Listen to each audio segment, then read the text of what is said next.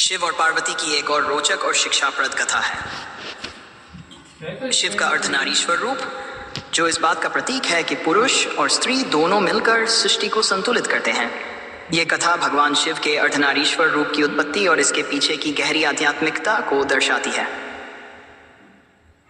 अर्धनारीश्वर रूप की कथा।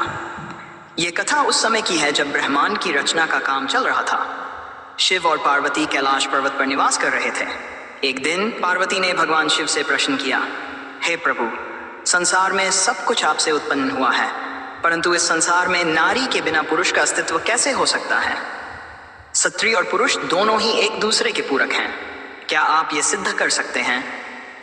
पार्वती के इस प्रश्न पर भगवान शिव ने मुस्कुराते हुए कहा, तुम सही हो। स्त्री और पुरुष एक दूसरे के पूरक हैं। नारी शक्ति के बिना पुरुष अपूर्ण है। शिव ने यह बात केवल शब्दों में कही, बल्कि इसे अपनी शक्ति द्वारा दिखाने का भी निश्चय किया। इसके बाद भगवान शिव ने अपनी आधी काया पार्वती को समर्पित कर दी और अर्धनारीश्वर रूप धारण किया। इस रूप में भगवान शिव के शरीर का आधा भाग पुरुष और आधा भाग स्त्री का था। यह अर्धनारीश्वर रूप इस बात का प्रतीक था कि सृष्टि के संचालन में पुरुष और स्त्री की समान भूमिका है। दोनों के बिना संसार का संतुलन और सृजन संभव नहीं है। अर्धनारीश्वर का महत्व। अर्धनारीश्वर रूप से यह शिक्षा मिलती है कि सृष्टि में पुरुष और स्त्री दोनों की बराबरी से आवश्यकता है। न केवल भौतिक रूप में, बल्कि मानसिक और आध्यात्मिक रूप से भी दोनों का संगम ही संसार का आधार है। यह रूप एकता और समर्पण का प्रतीक है, जो यह दर्शाता है कि स्त्री और पुरुष एक दूसरे के बिना अधूरे हैं।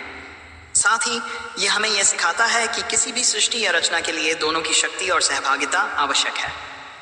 यह कथा शिव और पार्वती के प्रेम और आपसी सम्मान को भी दर्शाती है, जिसमें दोनों एक दूसरे के पूरक हैं और संसार की सृष्टि और पालन के लिए समान रूप से जिम्मेदार है। अर्धनारीश्वर रूप में शिव और पार्वती की यह कथा जीवन और सृष्टि के संतुलन का प्रतीक है।